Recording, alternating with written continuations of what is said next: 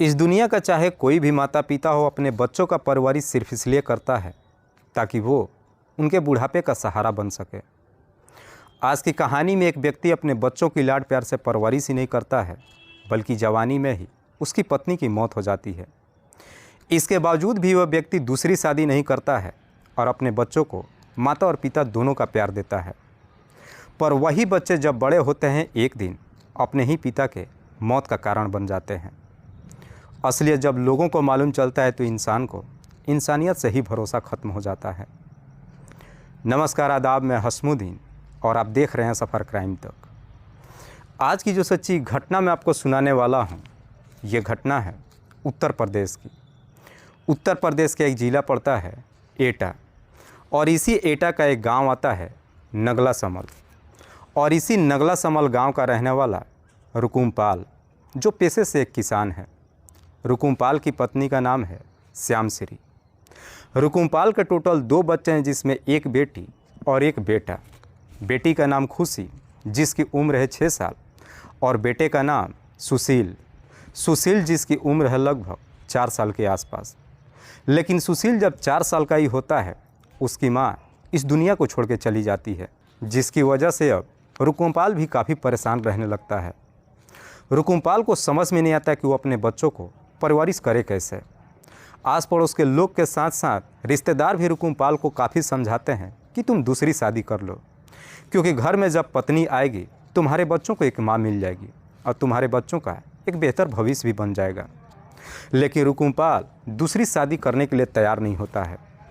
रुकुमपाल दूसरी शादी सिर्फ अपने बच्चों के लिए नहीं करता है, क्योंकि रुकुमपाल को डर सताने लगता है कि घर में जब सौतेली माँ आएगी, शायद उनके बच्चे के ऊपर काफ़ी बुरा असर पड़ेगा। इसलिए कैसे भी करके रुकुमपाल अपने आप को समझाता है और अपने बच्चों को बेहतर तरीके से परवरिश करने लगता है। धीरे धीरे जब समय गुजरता है, रुकुमपाल के दोनों बच्चे बड़े भी हो जाते हैं। खुशी जैसे ही जवानी के दहलीज पे कदम रखती है, रुकुमपाल अपनी बेटी की शादी नगला बेल का रहने वाला विनोद से कर देता है। खुशी शादी कर अपने ससुराल चली जाती है, लेकिन इधर सुशील अपनी पढ़ाई कर रहा होता है। इधर सुशील की भी जब अपनी पढ़ाई कंप्लीट हो जाती है, बड़ी मुश्किल से इंटरमीडिएट तक की पढ़ाई करता है। उसके बाद से दिल्ली शहर में जाता है और फिर एक प्राइवेट कंपनी में नौकरी करने लगता है, जिसमें सुशील भी ठीक ठाक पैसे कमाने लगता है। लेकिन सुशील भी जब अपने नौकरी पर एस्टेब्लिश हो जाता है, उसके बाद से रुकुमपाल अपने बेटे की शादी करने के लिए एक लड़की का तलाश करना शुरू कर देता है। और आखिरकार रुकुमपाल की ये तलाश भी पूरी हो जाती है और उसे निछौला कला की रहने वाली ममता मिल जाती है। ममता जो देखने में बेहद ही खूबसूरत। ममता के पिता का नाम है सोबरन। रुकुमपाल को जैसे ही ममता पसंद आ जाती है, रुकुमपाल अपने बेटी सुशील की शादी ममता से कर देता है।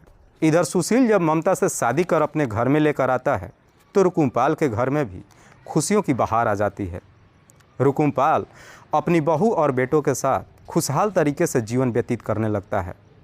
करीब 4 साल का समय गुजरता है। इन 4 सालों में सुशील के भी 2 बच्चे हो जाते हैं। बात कर रहा हूँ मैं 16 मार्च के शाम के वक्त। रुकुमपाल अपने पशुओं को चारा लाने के लिए खेतों में जाता है, पर जैसे ही खेत में पहुँचता है, रुकुमपाल के ऊपर हमला हो जाता है। रुकुमपाल जब ज़ोर ज़ोर से चीखना चिल्लाना शुरू करता है, आसपास के खेतों में जब मजदूर काम करते हैं, रुकुमपाल की आवाज़ सुनकर उसके पास पहुंचते हैं। लेकिन आसपास के लोग जब रुकुमपाल के पास पहुंचते हैं, तो वहां पे रुकुमपाल के बेटे सुशील और उसकी बहू ममता को वहां से भागते हुए देखते हैं। लेकिन जब आसपास के लोग रुकुमपाल के पास पहुंचते हैं, तो देखते हैं कि रुकुमपाल की मौत हो चुकी है। लोग तुरंत ही इस बात की जानकारी नज़दीकी थाने में दे देते हैं। इधर पुलिस को जैसे ही सूचना मिलती है, पुलिस अपने टीम के साथ घटनास्थल पर पहुँचती है और सबसे पहले रुकुमपाल की डेड बॉडी को अपने कब्जे में लेकर उसे पोस्टमार्टम के लिए भेज देती है और फिर इस घटना के बारे में वहाँ पे मौजूद लोगों से पूछताछ करती है। हर व्यक्ति सिर्फ एक ही जवाब देता है कि साहब, जब हमने रुकुमपाल का आवाज़ सुना, जब हम लोग यहाँ पर आए, तो यहाँ से उसके बेटे सुशील और उसकी बहू ममता दोनों को भागते हुए देखा। दरअसल वे लोग कहते हैं कि रुकुमपाल की हत्या उसके बेटे और बहू ने ही किया है। जैसे इस तरह की बातें कहते, ये सुन करके पुलिस को भी लगता है कि शायद रुकुमपाल की हत्या उसके बेटे और बहू ने ही किया है, क्योंकि रुकुमपाल के ऊपर जब हमला हुआ था, तो उसके बेटे और बहू उसको बचाने के बजाय वहाँ से भाग रहे थे। इससे पहले कि सुशील और ममता रडार से बाहर निकल जाते हैं, पुलिस रुकुमपाल के घर पे पहुंच जाती है और सुशील और उसकी पत्नी को अपने कस्टडी में लेकर थाने में पहुंच जाती है। पुलिस जब इन दोनों से रुकुमपाल की हत्या के बारे में पूछती है, दोनों ही अपनी सच्चाई कबूल कर लेते हैं। लेकिन सुशील की पत्नी ममता जब इस हत्या की पूरी कहानी बताती है तो वाकई में इसे सुनने के बाद हर कोई हैरान रह जाता है। दरअसल इस कहानी की शुरुआत होती है जब सुशील ममता से शादी कर अपने घर लेकर आता है। घर पे पहुंचने के बाद कुछ दिनों तक अपनी पत्नी के साथ रहता है। उसके बाद अपनी नौकरी पे दिल्ली चला जाता है। लगभग 6 महीने तक नौकरी करता है। उसके बाद जब अपने घर पे आता है तो अपने साथ अपनी पत्नी ममता को भी लेकर दिल्ली शहर चला जाता है। ममता जब पहली बार दिल्ली में पहुंचती है, लगभग कुछ सालों तक वहां पे समय गुजारती है। इसी दौरान ममता का एक बच्चा भी हो जाता है। लेकिन जब कुछ सालों तक ममता अपने पति के साथ दिल्ली में समय गुजारती है, उसके बाद से ममता का भी दिल भर जाता है। अपने पति के साथ जब पहली बार वापस अपने ससुराल में आती है, उसके बाद अपने ससुर से साफ कह देती है कि अब मैं दोबारा दिल्ली वापस कभी नहीं जाऊंगी, क्योंकि वहाँ पे मुझे बंद कोठरी में काफ़ी परेशानी हो रही है। हालांकि रुकुमपाल अपनी बहू को काफ़ी समझाने की कोशिश करता है कि तुम बेटे के साथ रहो, लेकिन ममता साफ साफ मना कर देती है और फिर अपने ससुर और बच्चे के साथ अकेले अपने घर में रहने लगती है। इधर सुशील वापस दिल्ली में तो आ जाता है, लेकिन उसके बाद से 6 महीने और 8 महीने में कभी 10-15 दिन की छुट्टी लेकर के घर पे आता है और वापस दिल्ली चला जाता है। लेकिन ममता जब अपने पति से दूर रहना शुरू हो जाती है, आखिरकार अब ममता को अपने पति की याद सताने लगती है। जब इस बारे में अपने पति से कहती है तो सुशील भी कहता है कि तुम वापस दिल्ली आ जाओ। लेकिन ममता अपने पति को समझाते हुए कहती है कि मैं दिल्ली नहीं आऊँगी, बल्कि तुम नौकरी छोड़ करके यहाँ पर चले आओ। लेकिन सुशील अपनी नौकरी छोड़ने के लिए तैयार ही नहीं होता है। जब काफ़ी समय का वक्त बीत जाता है, आखिरकार जब ममता का अब अपने पति की याद सताने लगती है, अब वो अपनी कमी पूरी करने के लिए इधर उधर ताक झाँक करना शुरू कर देती है। एक दिन ममता जब अपने बच्चे को लेकर के मायके में जा रही थी तो बस स्टैंड पर उसकी मुलाकात हरीश से होती है। हरीश जो ममता के ही बगल के गांव का रहने वाला है। दरअसल ममता और हरीश दोनों एक साथ बचपन से ही पढ़ाई करते आ रहे थे। कई सालों के बाद जब हरीश की मुलाकात ममता से बस स्टैंड पे होती है, हरीश ममता को देखकर बेहद ही खुश होता है और उससे बातचीत करता है। बातचीत जब करता है तो उसके पति सुशील के बारे में पूछता है।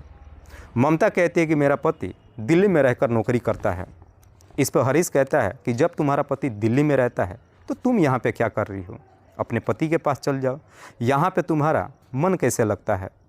लेकिन जैसे इस तरह की बातें कहता है, आखिरकार अब ममता अपनी दिल की सारी बातें हरीश से बता देती है। कहती है कि मैं अपने पति को समझा करके थक चुकी हूँ, लेकिन मेरा पति गांव आने के लिए तैयार ही नहीं हो रहा है। जब इस तरह की बातें कहती है, इस पर हरीश कहता है कि हो सकता है कि तुम्हारा पति का चक्कर किसी और के साथ वहाँ पे चल रहा होगा, इसीलिए वो घर पे नहीं रहना चाहता है। अगर तुम्हारे पति का किसी और के साथ चक्कर चल रहा है तो तुम भी अपना समय व्यतीत करने के लिए किसी और का दामन क्यों नहीं थाम लेती हो। जैसे इस तरह की बातें कहता है, इस पे ममता मुस्कुराते हुए हरीश को जवाब देती है कि मैं ऑलरेडी शादीशुदा ही नहीं हूँ, बल्कि एक मेरा बच्चा भी है, मेरा हाथ कौन थामेगा। लेकिन जैसे इस तरह की बातें हरीश से कहती है, हरीश ममता का हाथ पकड़ लेता है और हाथ पकड़ के कहता है कि मैं तुम्हें स्कूल टाइम से ही पसंद करता था। दरअसल मैं तुमसे शादी भी करना चाहता था, लेकिन इससे पहले तुम्हारी शादी सुशील से हो गई। हरीश जब अपनी दिल की बात कहता है, ममता भी अपने आप को नहीं रोक पाती है और आखिरकार उसके बाद से हरीश और ममता के बीच में प्रेम प्रसंग शुरू हो जाता है। जैसे ही दोनों के बीच में प्रेम प्रसंग शुरू हो जाता है, उसके बाद से ममता अक्सर हरीश से मिलने के लिए एटा शहर में जाती है और जाकर वहीं पे मुलाकात करती है। उसके बाद से ममता भी अब काफ़ी खुश रहने लगती है। लेकिन ममता जब बार बार अपने घर से हरीश से मुलाकात करने के लिए जाती है, इस वजह से रुकुमपाल अपनी बहू को काफ़ी समझाता है कि तुम बार बार एटा शहर क्यों जाती हो। लेकिन रुकुमपाल जब अपनी बहू को समझाने की कोशिश करता है, ममता अपने ससुर के ऊपर टूट पड़ती है। दरअसल ममता अपने ससुर को कुछ समझती भी नहीं है और इधर उधर की बहाना करके अक्सर जाकर हरीश से मुलाकात करती है। लेकिन एक दिन ममता जब हरीश से मुलाकात करने के लिए एटा शहर में जाती है, उस दिन ममता के ही गांव का एक व्यक्ति ममता और हरीश दोनों को एक साथ देख लेता है। वो व्यक्ति जब वापस अपने गांव में आता है, इस बारे में रुकुमपाल से कहता है कहता है कि मैंने तुम्हारी बहू को किसी व्यक्ति के साथ एटा शहर में घूमते हुए देखा है।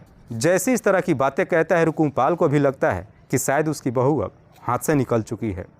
लेकिन रुकुमपाल ये सारी बातें अपने बेटे से नहीं बताता है, क्योंकि रुकुमपाल को लगता है कि इस वजह से शायद उसका घर खराब हो जाएगा। रुकुमपाल अपने बेटे के नंबर पे फ़ोन तो करता है, लेकिन अपने बेटे से झूठ बोलता है कि तुम बहू और बच्चे को लेकर अपने पास जाओ, क्योंकि बहू का यहाँ पे मन नहीं लग रहा है, बच्चा भी तुम्हें काफ़ी याद कर रहा है। लेकिन रुकुमपाल जब इस तरह की बातें अपने बेटे से कहता है, सुशील अपनी पत्नी ममता के नंबर पे फ़ोन करता है और उससे घर आने की बात कहता है कि मैं घर आ रहा हूँ और मेरे साथ दिल्ली आ जाओ। लेकिन जैसे इस तरह की बातें कहता है, ममता को पूरा यकीन हो जाता है कि ये सब उसके ससुर ने ही किया है। इसीलिए ममता भी अपने पति से झूठ बोलती है और कहती है कि मुझे यहाँ कोई परेशानी नहीं है, दरअसल मैं यहाँ पे पापा के साथ ही रहूँगी। इसलिए सुशील भी दिल्ली से वापस नहीं आता है। लेकिन जब इधर ममता का हरीश से काफ़ी ज़्यादा लगाव हो जाता है, उसके बाद से अब ममता हरीश को अपने घर पे ही बुलाने लगती है।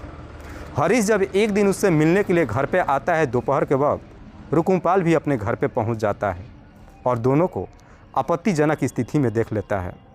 जैसे इस तरह की नज़ारा देखता है, वहाँ से हरीश तो भाग जाता है, लेकिन रुकुमपाल अपनी बहू को फटकार ही नहीं लगाता है, अपने बेटे के नंबर पर फ़ोन करता है और कहता है कि जल्द से जल्द घर आ जाओ और अपनी बहू को यहाँ से लेकर जाओ। लेकिन रुकुमपाल जैसे ही अपने बेटे सुशील से इस तरह की बातें कहता है, सुशील अपनी पत्नी से कुछ पूछताछ नहीं करता है और सीधे घर पे पहुंच जाता है। घर पे जब पहुंचता है तो अपनी पत्नी को अपने साथ ले जाने की बात कहता है। ममता को अब पूरा यकीन हो जाता है कि अब अपने पति के साथ हर हाल में उसे दिल्ली जाना पड़ेगा। ममता जो हरीश को किसी भी कीमत पर छोड़ना नहीं चाहती है। इधर सुशील जब अपनी पत्नी को अपने साथ ले जाने की जिद करने लगता है, अब ममता तिरिया चरित्र का एक खेल खेलती है। ममता अपने पति से कहती है कि दरअसल पापा मुझे यहाँ से सिर्फ इसलिए हटाना चाहते हैं ताकि वो अपनी ज़िंदगी ऐसो आराम से गुजार सके। जब इस तरह की बातें कहती है, सुशील उससे कहता है तुम कैसी बातें कर रही हो। ममता अपने पति से झूठ बोलते हुए कहती है कि शायद तुम्हें नहीं मालूम है कि पापा का कई महिलाओं के साथ में अवैध संबंध ही नहीं चल रहा है, बल्कि मेरे भी ऊपर उनकी नीयत खराब हो चुकी है। कई बार उन्होंने मुझे टच करने की कोशिश भी किया है। तुम कोई ऐसा रास्ता निकालो कि पापा सही रास्ते पे आ जाए। इस तरह की जब झूठ बोलती है, सुशील को अपने कानों पे यकीन ही नहीं होता है। सुशील अपनी पत्नी को समझाते हुए कहता है ये कभी नहीं हो सकता है। पापा जवानी में जब शादी नहीं किए तो बुढ़ापा में इस तरह की कदम कैसे उठा सकते हैं। ममता अपने पति को समझाते हुए कहती है इसीलिए मैं तुम्हें उनकी सारी सच्चाई नहीं बता रही थी, क्योंकि तुम मेरी बातों पे कभी यकीन ही नहीं करोगे। अगर कोई दूसरा बेटा होता तो ऐसे पिता को हमेशा के लिए इस दुनिया से हटा देता। ममता ऐसी ऐसी बातें कहकर अपने पति का कान भरती है कि आखिरकार सुशील भी काफ़ी गुस्से में आ जाता है और अपने पिता को ही इस दुनिया से हटाने का तय कर देता है। दरअसल ममता एक तीर से दो निशाना करने की कोशिश करती है। ममता ये सोचती है कि अगर सुशील अपने पिता को इस दुनिया से हटा देता है तो इस जुर्म में वो जेल चला जाएगा और ममता को भी अपने ससुर से छुटकारा मिल जाएगा और फिर वो हरीश के साथ बड़ी खुशहाल तरीके से जीवन व्यतीत करेगी। जैसे ही अपने पति को चढ़ाती है, इधर सुशील भी जब अपने पिता को इस दुनिया से हटाने के लिए तैयार हो जाता है, उसके बाद से 16 मार्च को शाम के वक्त सुशील अपने पिता से कहता है कि जाकर खेतों से चारा ला दीजिए। इधर रुकुमपाल जब शाम के वक्त खेतों में चारा लाने के लिए जाता है, सुशील अपनी पत्नी के साथ एक फावड़ा लेकर खेत में पहुंच जाता है। रुकुमपाल जैसे ही चारा उठाने के लिए नीचे की तरफ झुकता है, सुशील एक फावड़ा से अपने पिता के सर पे काफ़ी ज़ोर से वार कर देता है। जैसे ही ज़ोर से वार करता है, रुकुमपाल भी ज़ोर ज़ोर से चीखने चिल्लाने लगता है। उसकी चीख पुकार सुन करके आसपास के खेतों में काम करने वाले लोग भाग दौड़ करके वहाँ पे आते हैं। लेकिन इससे पहले कि लोग वहाँ पे पहुँचते, सुशील उसी फावड़े से अपने पिता के ऊपर एक पर एक इतने सारे वार करता है जिसकी वजह से रुकुमपाल की घटनास्थल पे ही मौत हो जाती है। वाकई में ममता जब ये पूरी कहानी बताती है, पुलिस ममता के ही तहरीर पे उसके पति सुशील को भी अपने कस्टडी में ले लेती है। फिलहाल पुलिस ने इन दोनों आरोपियों को अपने कस्टडी में लेकर इन दोनों पे गंभीर धारा में मुकदमा दर्ज करके जेल भेज दिया है। दोस्तों, इस पूरी घटना के बारे में आप क्या सोचते हैं? आप अपनी राय हमें कमेंट बॉक्स में ज़रूर दीजिएगा। तब तक के लिए जय हिंद, जय भारत।